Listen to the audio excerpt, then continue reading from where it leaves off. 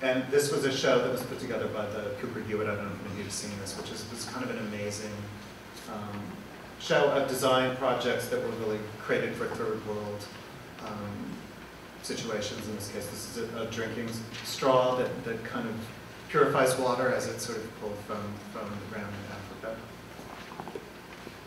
Africa. Notions of activism, this is a piece by Andrea Bowers, some of you might know, and she's an artist. This piece is in the collection of the Whitney.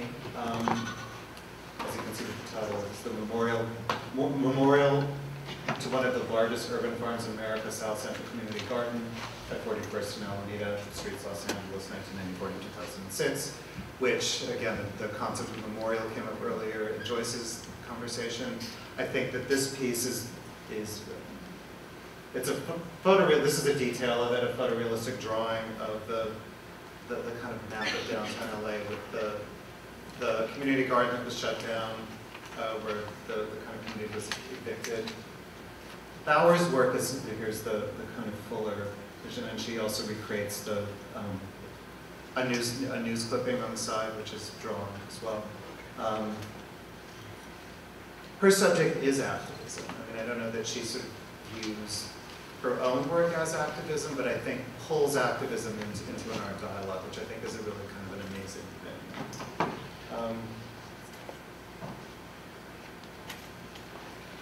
And then I wanted to sort of look at ways that museums are attempting to deal with, you know, catastrophe. You know, if any of you have seen this exhibition, which is currently at the Berkeley Art Museum, it's involving, and I didn't pull images of the artwork because I feel like some critical aspects of it.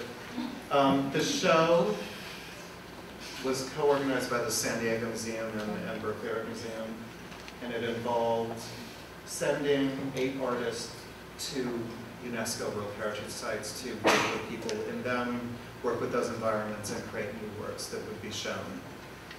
But the thing, the incredible irony of all that is the materiality of the show. I don't know how many of you have seen it, but there are some ginormous artworks in there. And I was talking about this to somebody at CCA the other day. And basically, she said, "What's the carbon footprint of that thing?" Yeah. You know? And I think that idea is incredibly interesting to me. There's like this huge sort of, you know, Mongolian house that was built there and shipped over.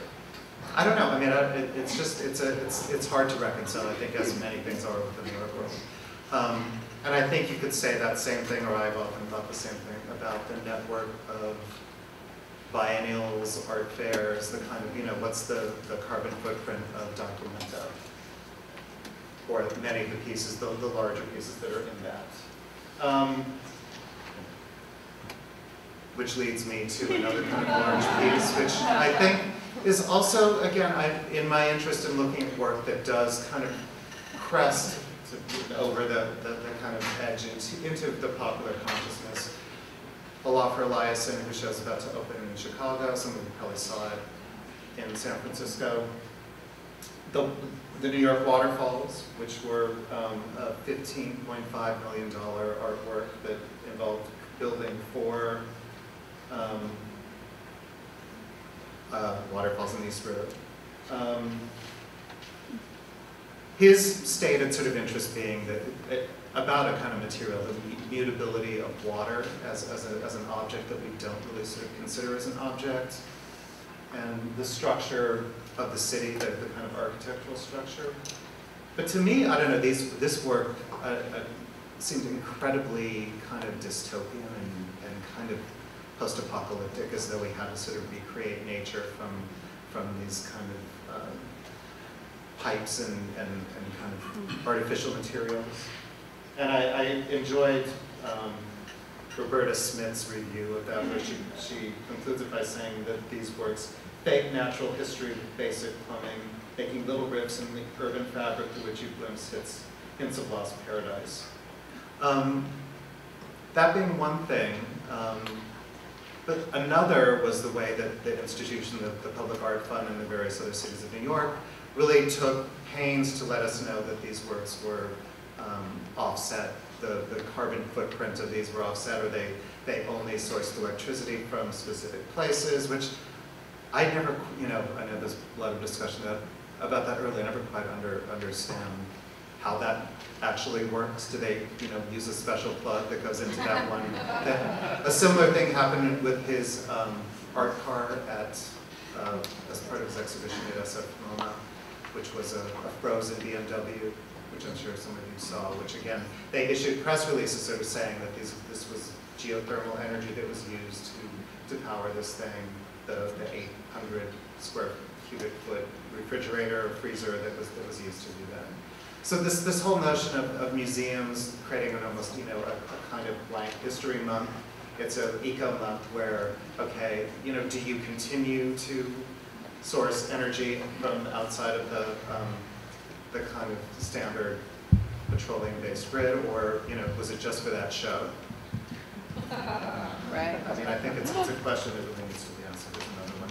So, and then to sort of sum up or illustrate, and this was Pedro Reyes is an artist. This is just an example of a work that's dealing with recycling. It's kind of a monument to recycling, and I think a distribution center. He's an artist who put together, based in Mexico City, put together these pedicabs that people could ride around downtown Mexico City in order to not use cars there.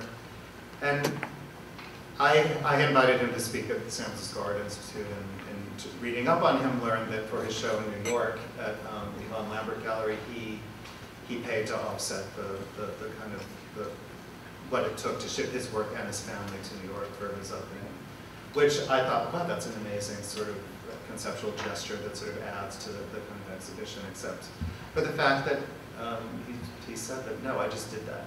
And I think that that's sort of, again, the way that we need to reimagine the kind of art system, sort of one artist at a time. So, thank you.